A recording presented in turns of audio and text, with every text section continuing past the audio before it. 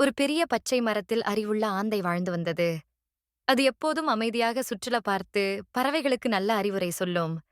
ஒரு நாள் அந்த ஆந்தை எல்லா பறவைகளையும் கூப்பிட்டு சொன்னது, நண்பர்களே, மனிதர்கள் நம்ம காடு மரங்களை வெட்டப் போகிறாங்க. நீங்க எல்லாரும் இங்க இருந்தா ஆபத்து வரும். இப்போதே பாதுகாப்பான இடத்துக்கு பறந்து போங்க. அத கேட்டதும் சில பறவைகள் சிரிச்சிட்டு, ஹாஹா, இந்த ஆந்தை எப்போதும் தேவையில்லாம பயம் காட்டுது. எதுவும் ஆகாது. நம்ம இடத்திலேயே இருக்கலாம்னு புறக்கணிச்சுட்டாங்க.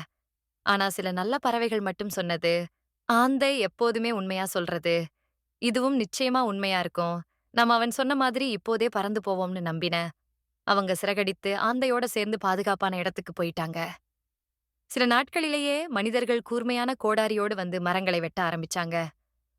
டக் டக் டக் என்று சத்தம் முழங்க மரம் தரை சாய்ந்தது. அப்போ சிரிச்ச பறவைகள் எல்லாம் திகைத்து பயந்து பறந்தன. ஆனா அவங்க எங்க பறந்தாலும் பாதுகாப்பான இடமே கிடைக்கல. உணவு இல்லாம அலைய ஆரம்பிச்சன.